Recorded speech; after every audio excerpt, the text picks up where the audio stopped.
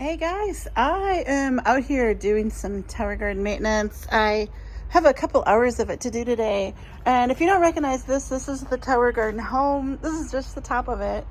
I brought it out. I'm going to trim off bad leaves. I'm taking out all the lettuce. And I'm going to start brand new lettuce. Some of this lettuce I'm going to just wash up and keep. And then some of it like this and this has gotten kind of bitter. And that I'm going to take and chop and drop and put it around my grapes. They love the lettuce. When I throw the lettuce leaves there, they love it. I took off the baby green section that was at the top, and you can see like there's my summer savory. All of this will go back into the tower, so it's not a problem. These are going to be fine. The tomatoes will be fine. I'm just going to clean up some of those bad leaves. I'm going to rinse it off really good. And then over here, you can see I have the base soaking with citric acid, and I'm also soaking the baby greens kit sections. And there's 1 cup of citric acid in there, and if I let it soak for like 3-4 hours, everything will clean up really easily. I can put fresh water in.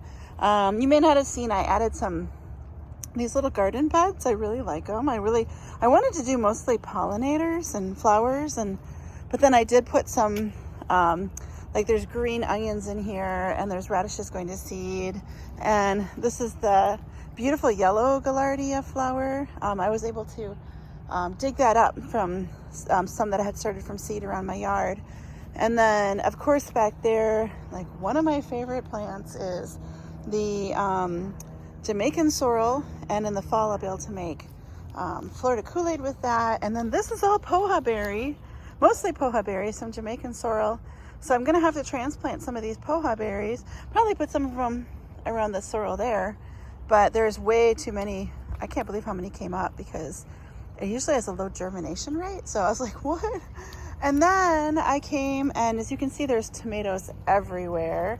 So I need to pick out these. There's a ton of tomatoes in there. What I did is I trimmed up the bottom of these tomato plants because they were actually on the grounds, and I don't want the tomato plants on the grounds.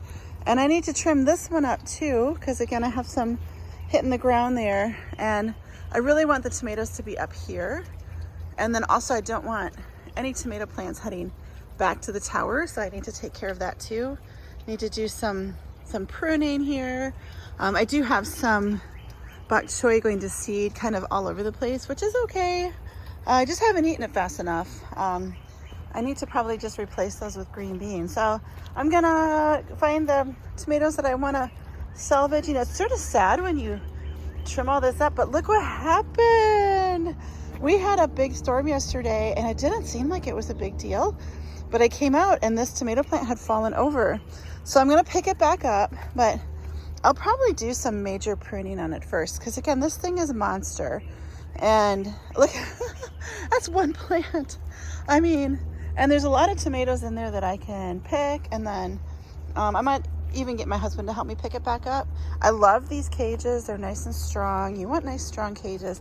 And then here, this one I haven't pruned yet, but I need to prune all. So this is a Florida wildflower here that I kind of let grow all over the place.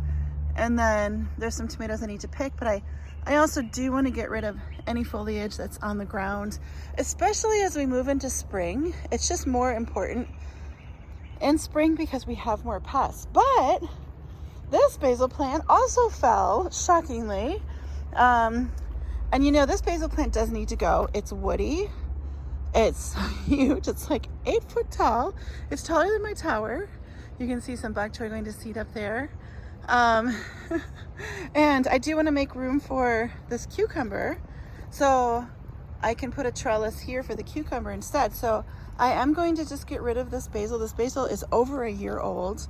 I stopped preventing it from going to flower, and I've just let the pollinators go crazy because they love all of this. I love to have pollinators in my garden. There's my fruit trees over there, but yeah, so this basil I'm just going to cut out, and then I will put a trellis there for that cucumber to grow onto. And you can see the cucumber is not at the lowest spot, but if I carefully trellis it, it doesn't have to be, as long as I don't let it wrap around the tower and grow up over the tower. I've got some lettuce there, I've got bok choy, I've got spinach, that's broccoli. We ate a bunch of broccoli yesterday, and parsley. I gotta pick some parsley today because I'm making shish kebabs and I use that in the sauce. So I have a little bit of work to do today. I do need to come out and pick my tomatoes and put these plants back up that fell over in the rain. And if you want to update on my onions, I have been growing onions in the tower garden, and it's kind of fun. So there's one, but for some reason some of them don't grow big and some of them do. This is a nice little spinach plant. So yeah, it has been fun growing the onions. They are growing much faster than my ground onions. Oh, look at what I missed, some green beans. I'm gonna prune up this tomato plant here. Anyways, cabbage.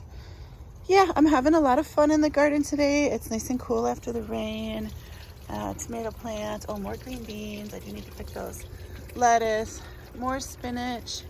This lettuce is shooting up like a Christmas tree. Can you see the long stalk there? Which means that it needs to be pulled. And again, I'll put this. See, I've got some. If you look over there, I've got some. It's very hard to see, but see the white flower?